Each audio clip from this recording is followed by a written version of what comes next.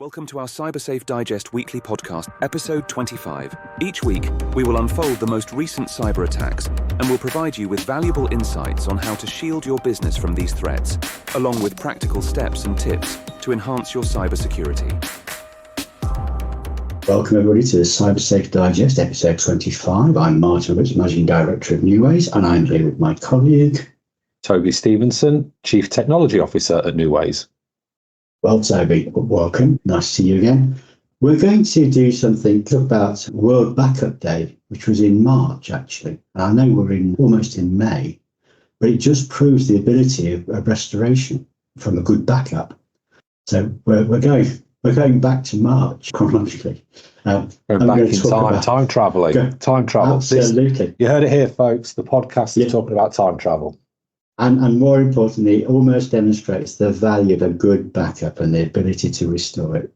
So we're going to talk about, it always seems very simple, backups. And always part of the thing, we've said this before, disaster recovery.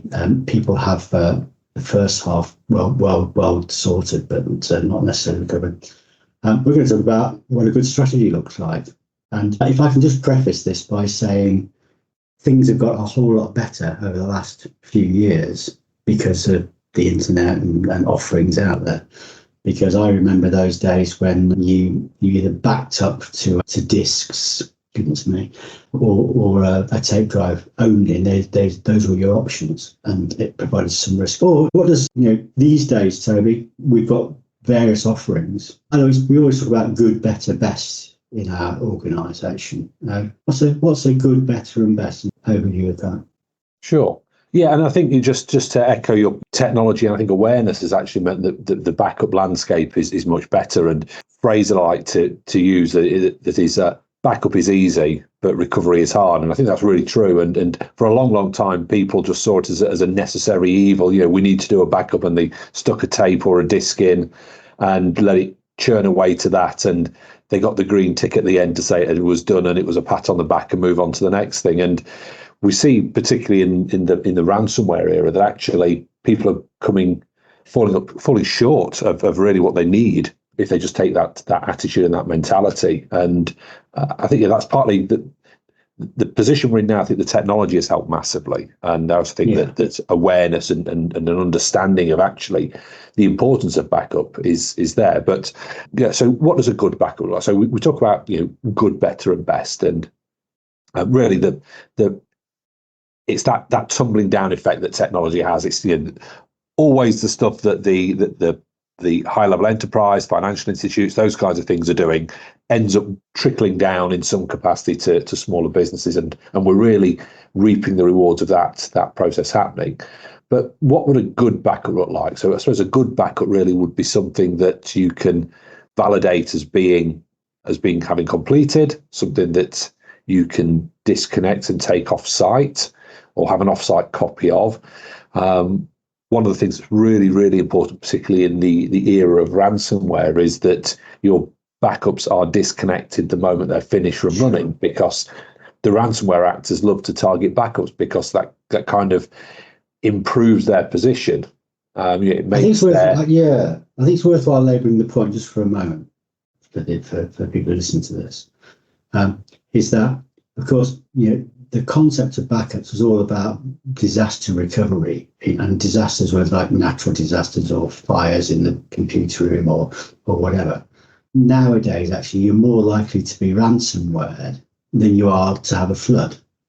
Yeah, exactly. And so the need for them, there was always this idea that, I didn't do the backup tape last night, but it's okay, we're not going to get a flood. The chance of you getting a ransomware, the frequency of ransomware attacks, and the routes to that, and the chance of disaster happening are far more likely. Sorry to interrupt. I think it's worthwhile. No. I think that's a good point to make. I think it shows why the mindset actually now needs to be around recovery rather than just the backing up. The backing up part is the easy bit. That's the bit of throwing the data off the main system onto some other medium.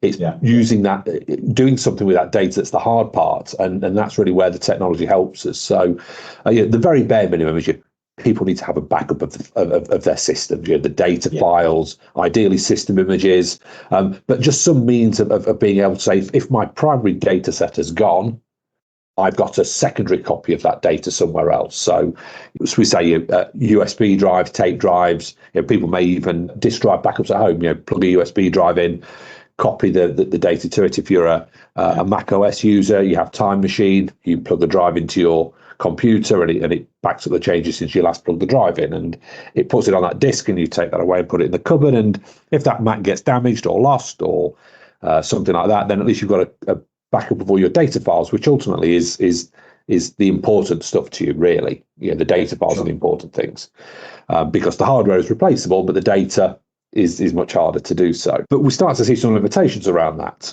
So and this is when we then transition from good into like a better or a best scenario. So the good backup is having a backup of some sort. So as you said, bad is no backup. That's the bad position to be, not to be doing it.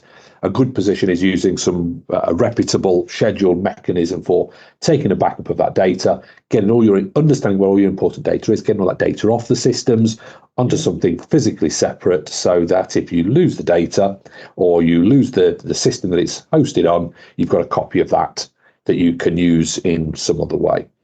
Okay, let me just ask this question of you, Toby, because a lot of people go, and I think this is probably about scale, but they go, Windows backup. Is Windows backup good? Windows backup, is Windows backup good? It satisfies a need. The big problem is, and this is where we start talking around what constitutes a good backup, and as we move into better and best, is the ability to see that and do that at scale. So if you are dealing with a single PC at home, then Windows backup is perfectly fine, because actually you'll stick the hard disk in the side, you'll let it chug away, and you'll go back and look at it in a bit and see there's a little green tick next to it, and it's safe to remove the drive and move on. Sure.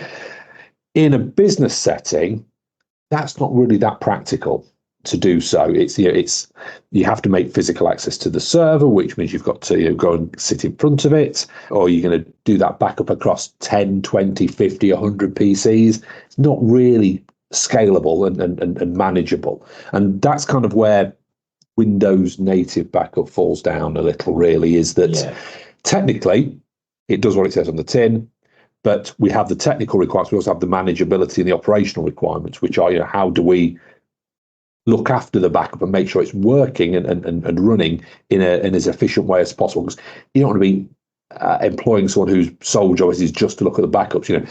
That used to happen like in the 70s and early 80s with mainframes. There was people that was literally responsible for changing the backup tapes all day, every day. The first job I worked at, we had 2 mainframes, and there was a team of people that had a shopping trolley full of tapes, small tapes, like big circular, almost like frisbees with things, and they literally spent all day swapping tapes over, because the backups were running all over the place, and they'd have very complicated schedules because, again, they got limited throughput, limited speed, and they were just changing tapes all day. And there was a team of 3 people that were responsible for changing tapes. Modern businesses can't sustain that. I guess. Thinking about our audience, we talk to CFOs and CEOs, people responsible for IT but don't necessarily execute IT. If somebody says to you from your IT department or wherever, when you ask about the backup strategy, and folks, you must ask, if they say, Windows backup it's okay, bear in mind that it's about scalability, and it may don't take comfort necessarily from that. No, definitely not. The really important message here, and this is part of that educational piece, is to start thinking of backup as being a critical part of your cybersecurity posture. This is your safety net. This is your get out of jail free card if something really bad happens, and you need to invest appropriately and accordingly in line with the value of that data. If people spend thousands of pounds on servers and thousands of pounds on software, and they build nice little rooms for the server to sit in with air conditioning, all this kind of stuff, and then if they've just got a £50-100 USB drive sat on the top that all the data's being backed up to, it's not really in the same league, in the same scale. And so I think it's really, really important that a recovery solution is correctly invested into, and just think about, what is, if I have to rely on this, what's the problems am I going to have if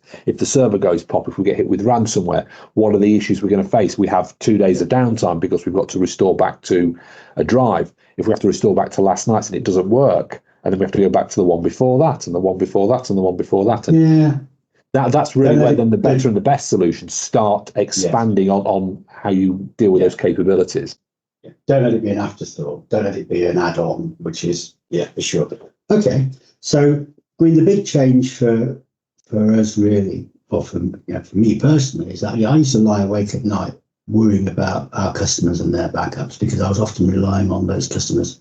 And by the way, this is not a criticism of anybody, but we were relying on people to change tapes and to actually take them off site, and that was the weakness in the chain. In the early days of lots of ransomware attacks suddenly coming in, our first question was to anybody who'd been hacked, that they'd call us out and say, "I've got this problem," and we'd say, "Yeah, okay. Have you got a backup?" They go, "Oh, yeah." I'd say, "Right, okay, well, go and get the tape from yesterday," and they go, "No, I didn't change the tape last night," or Fred, who changed the tape, was actually off yesterday. And it was a very manual process, and that did keep me awake at night. Then came along this idea of the ability to copy that off site and to spin things up in the cloud. I'll let you expand more on that, because that is a best scenario. That suddenly, hey, I started getting 8 hours sleep, which is brilliant. So tell us about that best. I mean, and we're talking about small and medium enterprises here, small and medium sized businesses. A good few PCs, servers and such like. What's the best thing that they can do, which is actually also cost effective?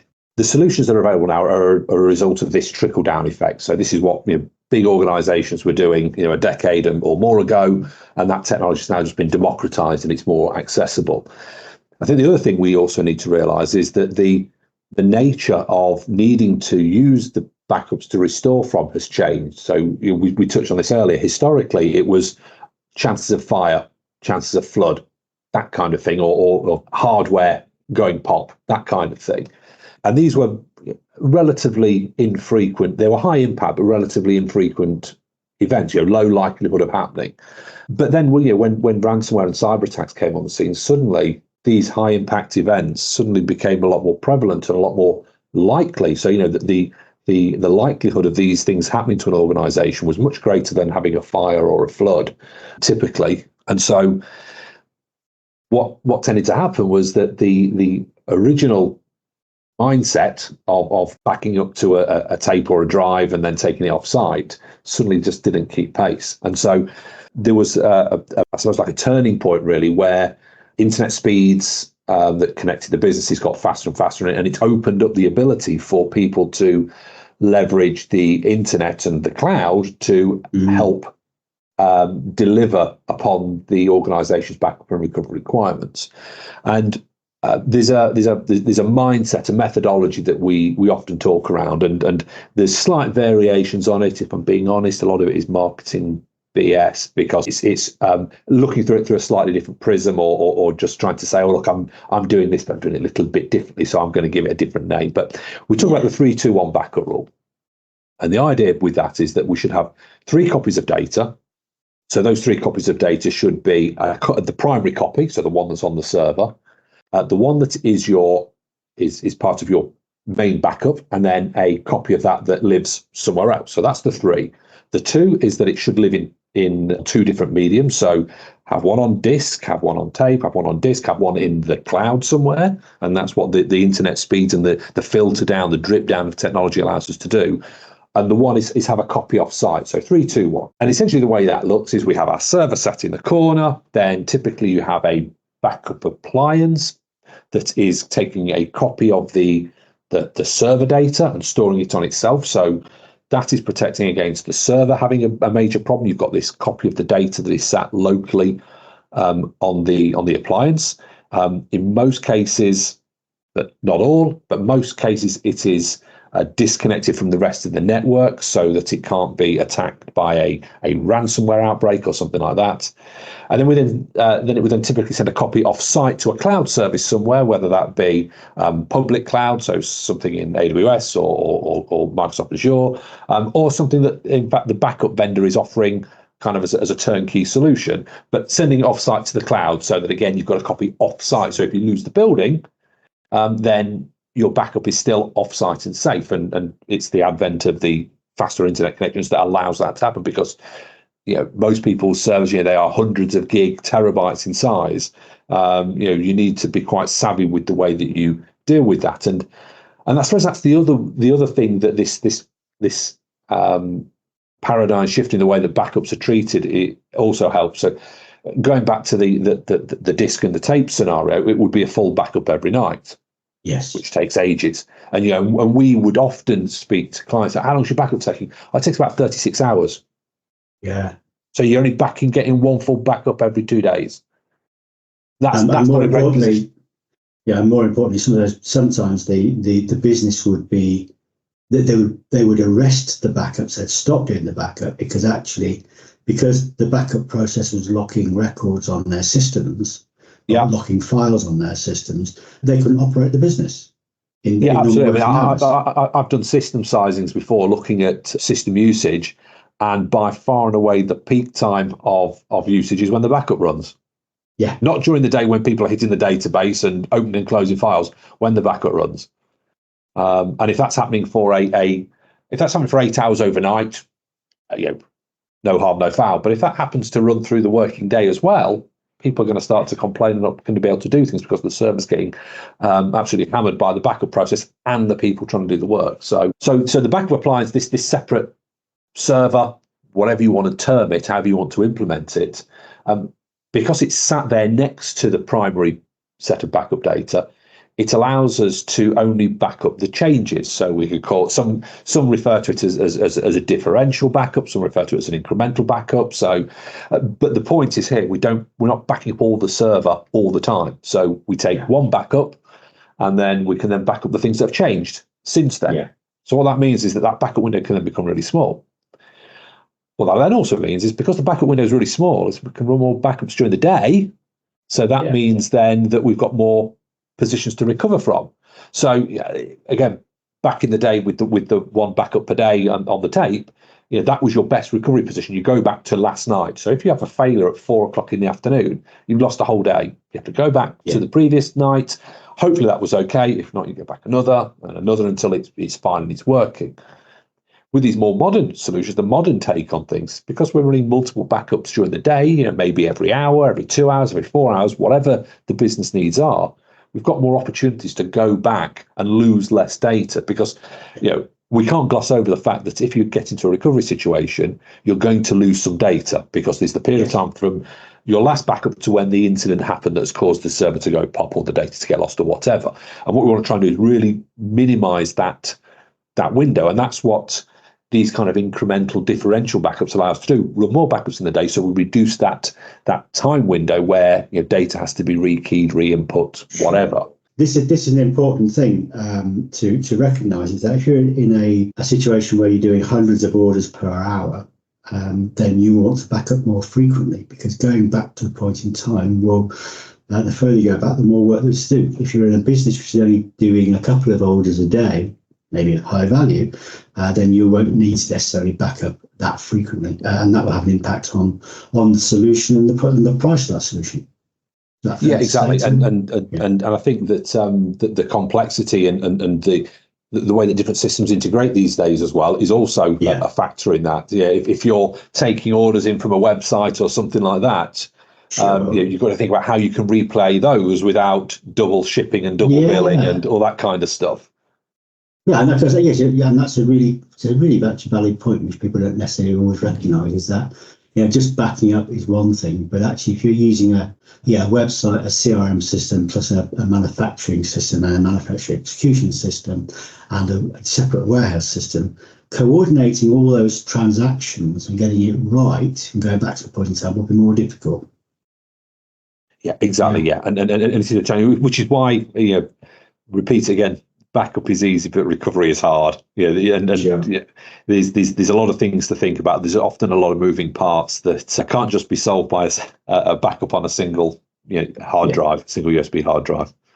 So, I mean, we'll begin to the conclusions here. But I think one of the things is also in the old days, which is only a few years ago, and we worked on the basis of quite a traditional disaster, i.e. a flood or a fire.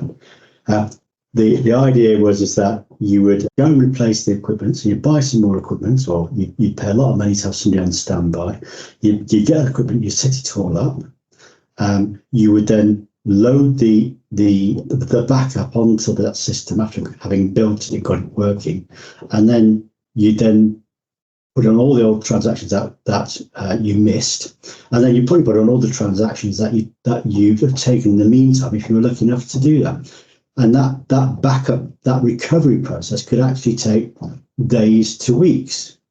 The wonderful thing about the latest technologies is this ability to, I will use the words and you can explain what it is, to spin up a copy locally or in the cloud. I mean, that is just phenomenal.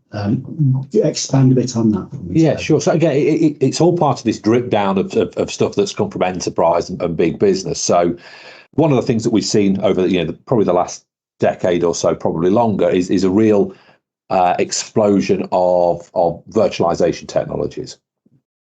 Server hardware is so powerful these days that very rarely do you just need to have it for one workload. So what you'll often see is you'll see a one physical piece of hardware in an organization, but it'll be running several virtual machines, virtual servers. It'll be sharing the underlying hardware, and some of the backup solutions leverage that technology. So again, imagine this scenario where we've got the live server sat on one side, and we've got the backup server, the backup appliance sat next to it, and we have a problem with something on the live server.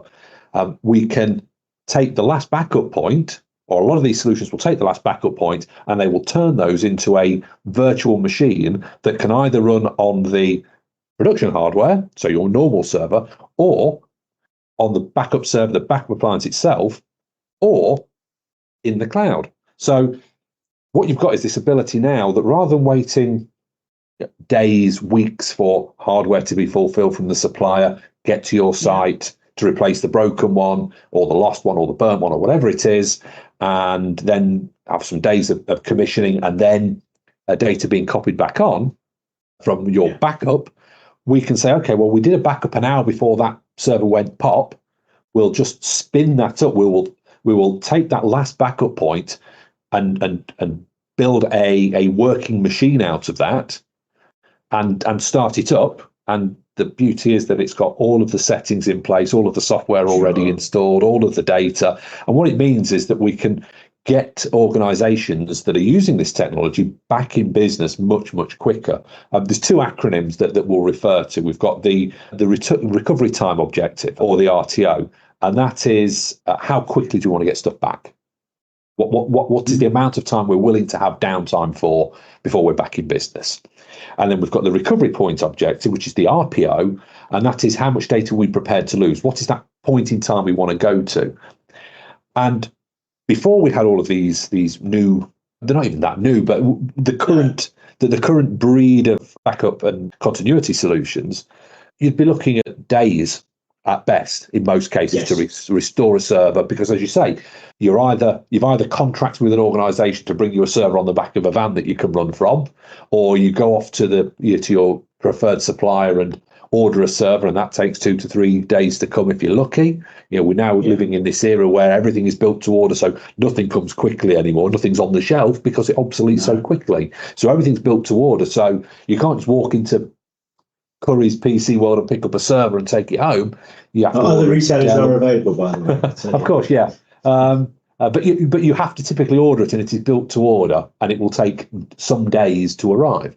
And just dealing with that point of obsolescence as well, the rapidity of change in the hardware environment and the chip environment, things like that, which means that if you've got a server which is 3, 4, 5 years old, it might actually not be possible to replicate that server exactly build. Yeah, absolutely. That is a real danger, and that is, of course, one of the beauties that these solutions have, because they're using virtualization technologies. They can abstract the underlying hardware, basically nullifying the impact of there being any difference to the environment. So again, really, really powerful, but it means that we can get back up and running in hours if that's what the organisation wants. I mean, the recovery process can be challenging, but these recovery points can spin up in a few minutes if necessary. There's more to it than just starting it up. But what it means is we massively shift that expectation from days to hours in the ability to get back in business. Right, I think we should get close to concluding now. I guess what I would say to anybody who is listening, if you are not using we'll call it a modern backup solution, it sounds really 1970s or something. If you're still using any one of the following technologies, tapes, USB disc or USB drives, if you're having to rely on an individual to go and change those things, if you're not backing up something off site, then take a few moments and consider your options, because actually these days the cost of running a modern backup solution, a disaster recovery, a business continuity solution is actually really, really good value compared to what you're doing today. And it will give you the opportunity to recover in hours, and some cases minutes, rather than days or weeks. Okay, so thank you very much. The one thing I would say is, if you want to hear disaster stories about recoveries and backups failing and all those things, and Toby and I can share them with you. We just don't get invited to the right parties. No, it's part of my therapy to talk about these things. Absolutely. Hey, we have to do an acronym this week. The obvious one, and we'll keep it short, folks, is BCDR. Toby, over to you. Oh, we did a really good job actually not using that acronym all the way through the podcast. I'm really impressed. So BCDR, Business Continuity and Disaster Recovery. It's the acronym that kind of refers to and describes all of the stuff we've just spoke about. Yeah, brilliant. Okay, Business Continuity, Disaster Recovery. That's the answer, folks. If you haven't got a good strategy, go get one. Speak to your provider. Always speak to us. Toby, very informative. Thank you very much indeed. And everyone, we'll hopefully see you next time. Have a good week. Thank you, everyone. We've reached the end of episode 25 of our Cybersafe Digest weekly podcast. Thank you very much for listening, and to make sure you don't miss out on our future episodes, hit that subscribe button on Spotify, Apple or Google Podcast. For more cybersecurity wisdom and resources, head over to our website at cybersafe.co.uk. See you next Thursday.